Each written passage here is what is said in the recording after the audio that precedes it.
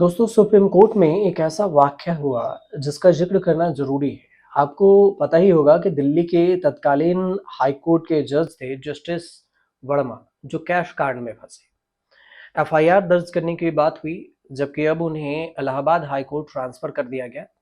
Justice Yashwant Verma cash कांड में FIR दर्ज करने की मांग को लेकर सुप्रीम कोर्ट एक याचिकाकर्ता पहुंचा और कोर्ट ने कड़ी फटकार लगा दी। याचिकाकर्ता ने बार बार जस्टिस यशवंत वर्मा को सिर्फ वर्मा कहा और इससे नाराज chief justice B R Gavai ने कहा कि वह आपके दोस्त नहीं है। मत भूलिए कि वो अभी भी हाई कोर्ट के माननीय जज हैं और उनका नाम इस तरह से नहीं लिया जा सकता है कि आप बार बार कह रहे हैं कि मिस्टर वर्मा। वकील मैथ्यूज नेदुम्परा ने इससे पहले भी 2 बार जस्टिस वर्मा के खिलाफ एफआईआर के लिए याचिका दाखिल की थी।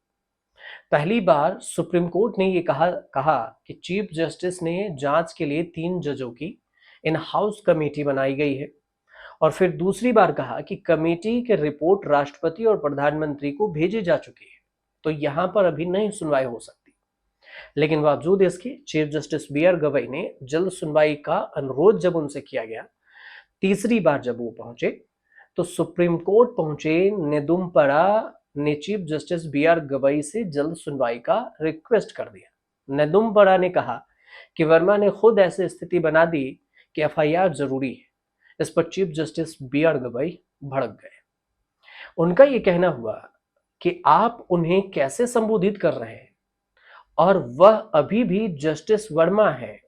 पर नेदुम्परा ने कहा कि उनकी नजर में जस्टिस वर्मा इस तरह के सम्मान के योग्य नहीं है। चीफ जस्टिस ने मामला तुरंत सुनवाई लगाने से मना कर दिया और कहा कि आप कोर्ट को सही गलत मत सिखाइए। नेदुम्परा का जो याचिका था उसे एक तरह से खारिज ही कर दिया। याचिका दायर नहीं की गई।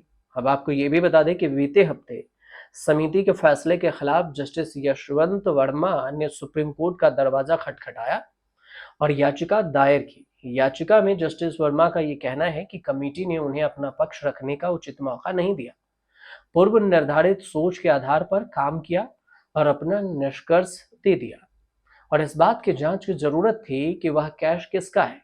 लेकिन कमेटी ने सही जांच करने के बजाय उनसे ये कहा कि वो साबित करें कि कैश उनका नहीं है। हालांकि ये जो मामला है, ये मामला पर सुप्रीम कोर्ट ने अभी बहस से तो इनकार, मतलब याचिका सुनवाई से तो इनकार कर दिया।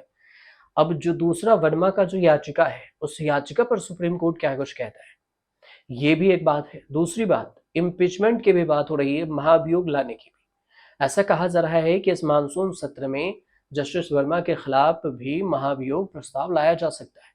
तो महाभियोग प्रस्ताव में 2/3 का समर्थन जरूरी होता है। लोकसभा राज्यसभा इस दोनों सदन में उनके खिलाफ याचिका लगाई जाती है और उन पर बहस होता है, अपने पक्ष में जिरह किया जाता है। उसके बाद इस पे जस्टिस वर्मा पर जो मामला है उस पर क्या कुछ संसदीय समिति तय कर दी है, ये बाद में निकल कर आएगा। लेकिन जब होगा मानसून सत्र में तब। लेकिन फिलहाल जो सुप्रीम कोर्ट में वाकया हुआ, सिर्फ वर्मा वर्मा कहने पर जो वकील को फटकार लगाई, इसकी चर्चा थी और इसलिए हमने आपको ये जानकारी पहुंचाई। अगर आपको जानकारी सही पहुंची हो तो हमारे चैनल से जुड़िए और इसे सब्सक्राइब कर लीजिएगा।